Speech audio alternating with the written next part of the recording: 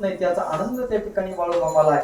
आणि त्या बाळूमामाला काही त्यात असणार त्या ठिकाणी माझी संपत्ती आहे, माझं सातबारावर नाव लागावं, माझ्या नावावर या ठिकाणी हे व्हावं, असा काही भाव आहे का? काहीच नाही महाराज. म्हणून संत महात्मे जगाच्या कल्याणाचं कार्य करत असतात.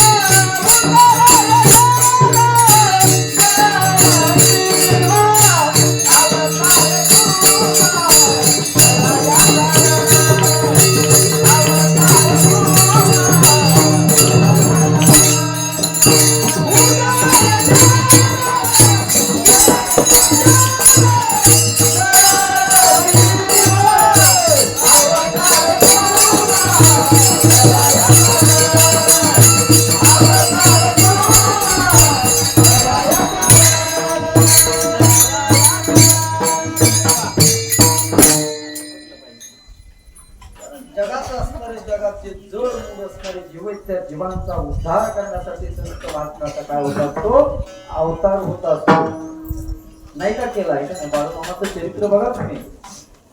कारण पुण्यतिथीच्या काळामध्ये आता बाळूमामाचं थोडस सांगावं, पण संत महात्म्याचा असा उद्देश आहे की देवाचं चिंतन जास्त व्हावं. त्यांचंही असणारं चरित्र थोडस आपल्याला माहिती पाहिजे. बाळूमामाचा जर विचार केला तर जगामध्ये जन्माला आले आणि आल्याच्या नंतर लहानपणापासून जगाचं कल्याण करायला चालू केलं. लहानपणापासून कुठल्या प्रकारचं त्यांना वय व्हावं, लय लहान लेकरू असा काही भाव नाही. लहानपणापासून जिथं जिथं पिढा असतील त्या सगळ्या पिढा नष्ट करण्यासाठी देवासोबत त्यांनी भांडण केलं. भांडण काय केलं? भांडण केलं. देवा तुझी लेकरं म्हणजे असणारी त्या ठिकाणी काही उन्हामध्ये काही सावलीमध्ये असा काम आहे. जे जे जास्त तरपडत असतील त्यांना देखील सुख देण्याचं कार्य बाळूमामानं देवाकडून करून घेतलं. हे लहानपणापासूनच कार्य पुढं पुढं मोठा काळ त्या ठिकाणी होऊन गेला. मोठ्या असणाऱ्या त्या ठिकाणी झाल्याच्या नंतर अनेक जणांच्या असणाऱ्या घरातील पीडा निवारण केल्या सहज. त्याच्यासाठी काही आटकास केला का हो? आजकालचे जसे महात्मे काही जण एखाद्याचं नीट करायचं म्हटल्याच्या नंतर काही यादी देतात बनवून, हे एवढं एवढं लागलं, असं असं करावं लागलं, तसं करावं लागलं. बाळूमामाने असं केलं का? नाही केलं. बाळूमामाने सहज सांगितलं, वारी करा, देवावर श्रद्धा ठेवा, आत्मविश्वासानं परमार्थ करा, तुमचं त्या ठिकाणी काय होईल? कल्याण होईल. कल्याण. काय साहित्य आणायला लावलं का?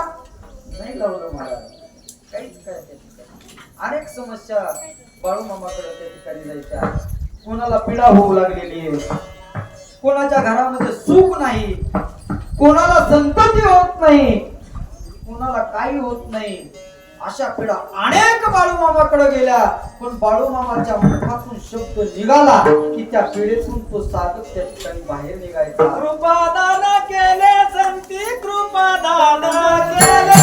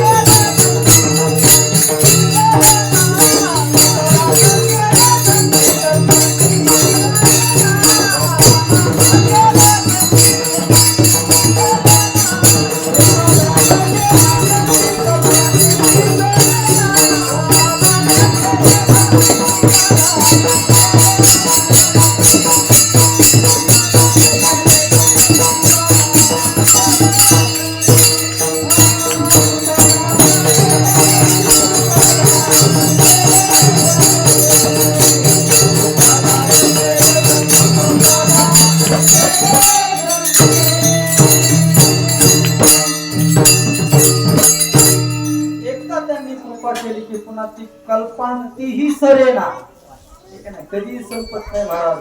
त्यांनी एकदा पोतं भरून जेवारी दिली ना, तर दरवर्षी पुन्हा घ्यायचीच गरज नाही, कारण ते संपतच नाही. इतकं कोण देतात? संत महात्मे देतात, संत महात्मे देतात.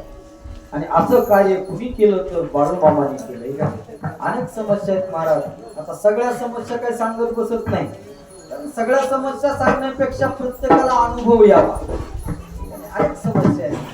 बाळूमामाकडे कॅन्सर झालेला माणूस गेला, त्याला वैद्यांनी सांगितलं होतं की नाही बाबा आता तू बराच होणार नाही. बाळूमामाकडे कोण गेला कॅन्सर झालेला? तो वैद्यच होता.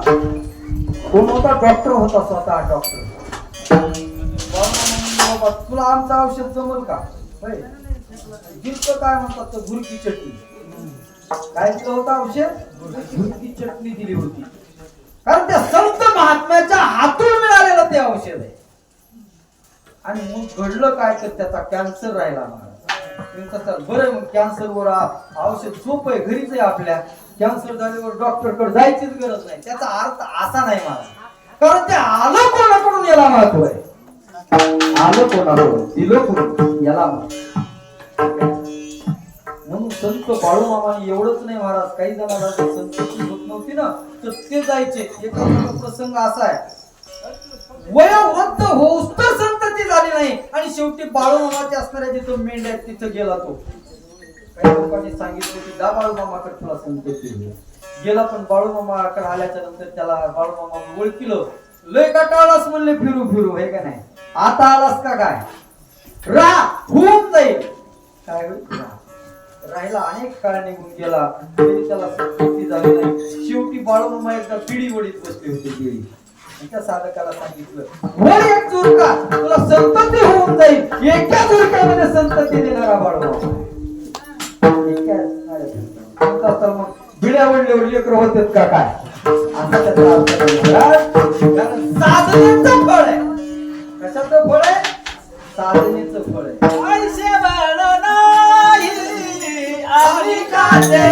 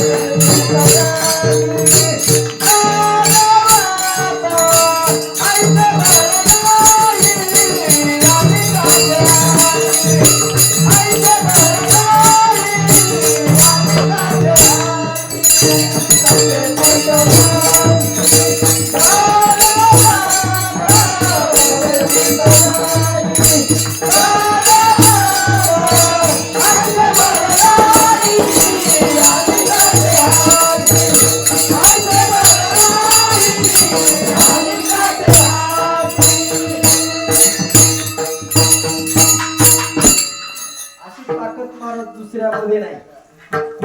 स्वतः साधना केली आणि ते त्या ठिकाणी त्याला प्राप्त झालं. पण नशिबात जे असं वाटतंय बरं का, नशिबात असलं तर त्या प्रसादाचं फळ मिळते. म्हणजे तो प्रसाद माणूस खातो.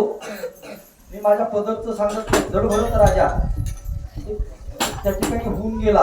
राजा भर्तृहरी होऊन गेला. भर्तृहरी राजा भर्तृहरी उभारला होता एकदा दारामध्ये.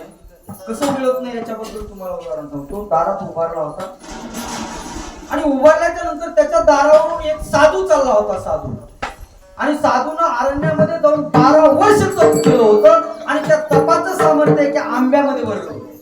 काय केलं? तपाचं सामर्थ्य आंब्यामध्ये भरलं होतं. आणि तो भर्तृहरी राजा आपल्या प्रजेला लेकरासारखं सांभाळत होता. म्हणून त्या साधूला त्याची दया आली. काय झालं? दया आली. आणि साधूने विचार केला, हा राजा चंद्र सूर्य तारे तोपर्यंत जगावा म्हणजे प्रजा सुखाणार आहे. काय विचार केला ना साधूने? हा राजा चंद्र सूर्य तारे तोपर्यंत जगावा म्हणजे जगाचं कल्याण होईल. जगाला चांगलं लेकरासारखं सांभाळतो हा राजा. दया आली आणि त्याने विचार केला, आपण 12 वर्ष केलेलं तप याला दान करावं. हे आंब्याच्या फळामध्ये जे आपण भरलंय ना ते आंबा याला खायला द्यावा म्हणजे त्याला पुण्य लागेल आणि त्याचं आयुष्य वाढेल. असा विचार कुणी केला? साधूने केला. साधूने ते आंब्याचं फळ त्याला नेऊन दिलं आणि दिल्याच्या नंतर त्या राजाला सांगितलं, राजा हे फळ खा तू अमर होशील. काय होईल? तू अमर होशील.